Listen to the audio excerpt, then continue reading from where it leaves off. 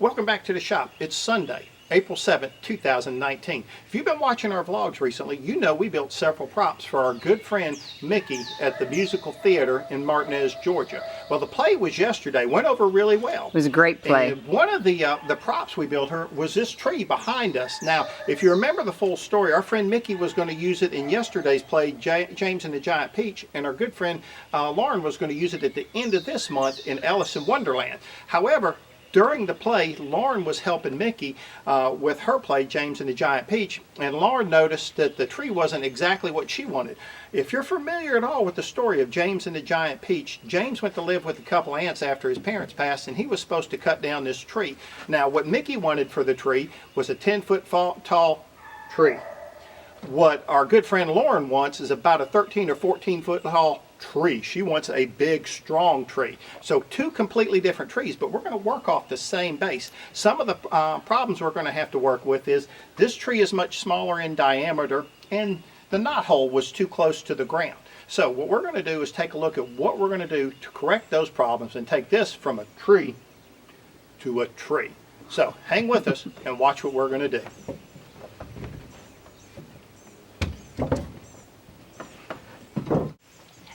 Alright, let's get to looking at some of the basic problems that we've got with this tree. First of all, as we said, the knot hole was too low. We've got it at the proper height now. The other problem is the width across the base. We're about 25 inches and we need to go at least to about what, 33 inches? 33, 34. 33 inches. So let's talk about what we're going to do to correct that. First of all, we're going to make a couple of cuts here to free this piece of pipe so we can push it that way. We're going to do the same thing on this side. We're going to take another one of these bases and add it down here about, I don't know what, 3-4 inches off the ground and reset the legs.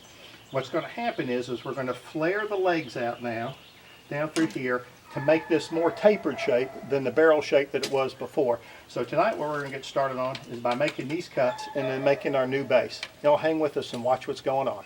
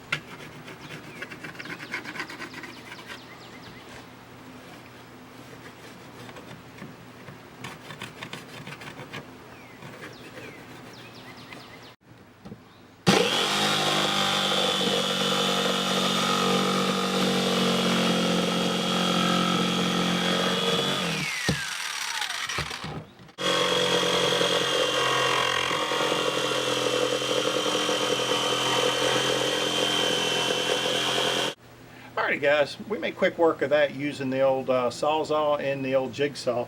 So what we've done is we've cut these legs loose here and we've cut the circle out in here. And the reason we've cut the circle out is because remember in the play, little boy, I think it's a little boy, don't you? Little boy or little girl, whatever. She's going to walk into it. Little boy's going to walk in here and look out here. So we had to give him some space here.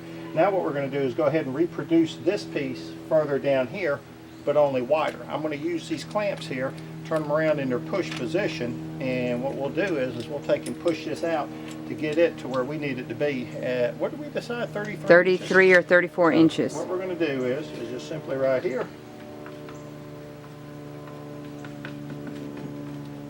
and that'll push our legs out so we can go ahead and set this up. And I think what we'll go ahead and do is cut the base in half because we've already got the circle. We'll cut it in half, go ahead and drill the holes for it this evening, and I think that'll take us up to quitting time. Yep. Alrighty guys, hang with us and watch us go ahead and take and turn this tree into a tree. Alrighty guys, so what we were doing, we were trying to spread these legs out a little bit farther, and we accomplished that. Remember earlier we were at about 25 inches. We're at about 27, maybe 27 and a half now. So it's actually working. But what we found is if we put our clamps here and put them in the spread position instead of the clamping position, we push these apart, but we just pushed one side more than the other. We found by going from the cross to the front here, across to the front there and just kind of doing an X dimension. Worked out pretty good, didn't it, Ray? Yes, it did. It actually gave us what we needed. It gave us a symmetrical spread here as opposed to a lopsided one-sided spread. So just remember in the future, go from the solid point to the weak point, or at least the point you want to be weak. Solid point, weak point, solid point, weak point. Work like a champ. Yes, it Alrighty, did. guys, watch us for more tips.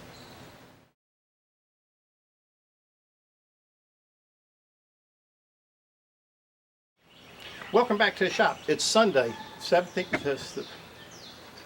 Why can't I do this?